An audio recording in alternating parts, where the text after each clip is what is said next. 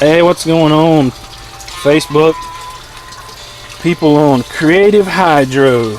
It is February the 4th, Saturday, by 1 p.m.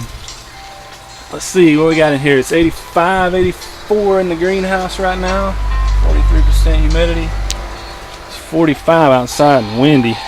Chilly day on a hill country, Georgia, folks. North Georgia, just about 40 minutes above Atlanta here. Let's go Falcons. We're going to go to the Super Bowl tomorrow, and we're going to beat Tom Brady's pants off. It's time for the Falcons to rise up and win one. I've been waiting 38 years. Probably started paying attention to them when I was about 5, so actually 33 years of following them. But my old man's got 61 in on them. 51, actually, I'm sorry. I came in here in 66. He was 13 when they brought him in. So go Falcons. I'm just going to do a little video here and explain some of the stuff I'm doing. I talk about it in my posts and threads on here, but I don't explain it. I mention cocoa a lot. Cocoa coir. For those that don't know, cocoa coir is ground cocoa husk. It is considered soilless media.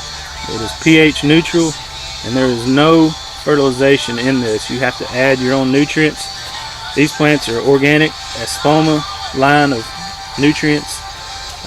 I use garden tone, tomato tone, and these, and also this one here. It's my Husky Cherry Red, and you can see Espoma and a happy plant will make plenty of tomatoes. Husky Cherry Red, it's in cocoa perlite.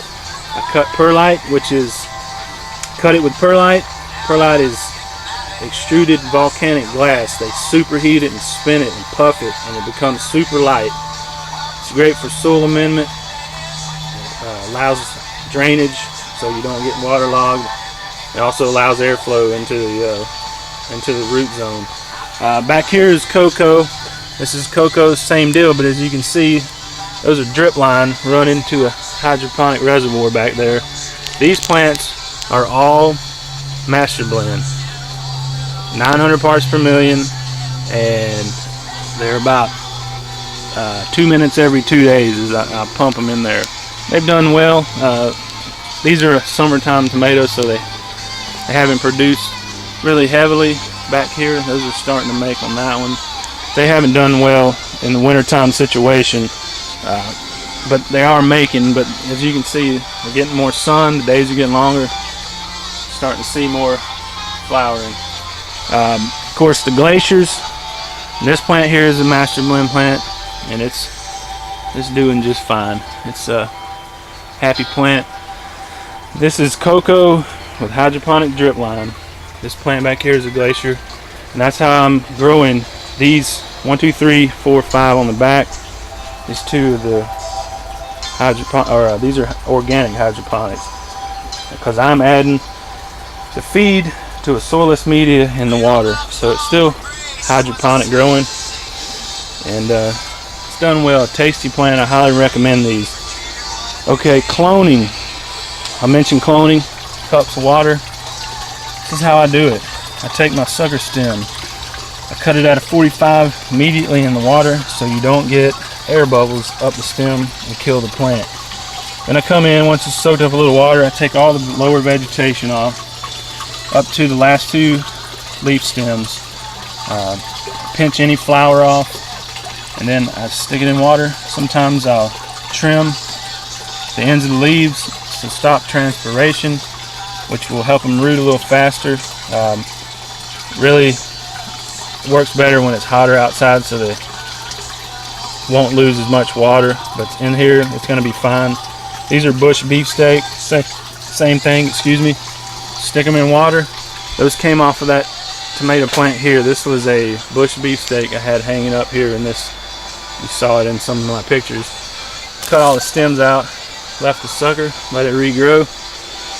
That's how I clone my tomato plants, so I don't have to grow as many from seed, although I will be growing from seed. Speaking of seed, Jiffy peat pellets, hot water, they swell up immediately.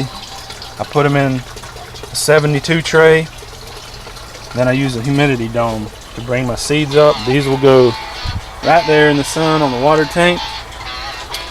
I'll be bringing these along Cherokee Purple, Mr. Stripey, White Tomasol from my buddy Brian Pruitt down in Savannah, Georgia. Check him out on South Georgia Hydroponics on YouTube. Good channel there, good info. We got Cherokee Purples. I'm gonna have some tomatoes here, my clones, and then I'll probably clone some more off of these guys also. But that's how I do it. Peat packs. Some people want to use soil mix, soilless mix, seed starter mix, whatever floats your boat. This is how I do it, and it's easiest. You don't have to dig a rooted plant out of a seeding cell, you know, and disturb the roots. Here, you just pick them up.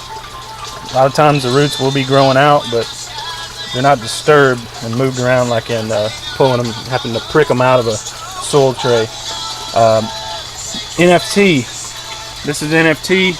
You can see I just got the peat packs in there. That's straight peat pack. Plants down in there. Got roots coming. I had to dam it up here. That's a styrofoam cup cut in half. The drinking in is down in there, contouring the bottom of the pipe. Brings my water level up to meet these net cups. And you can see the water level in there. I don't know if you can see it with the sun, but it comes up to meet the cup, coaxes the roots down. Once they get down, I'll remove the dam, and then we'll have leaf lettuce and tom thumb in there growing. Least favorite of my ways to grow.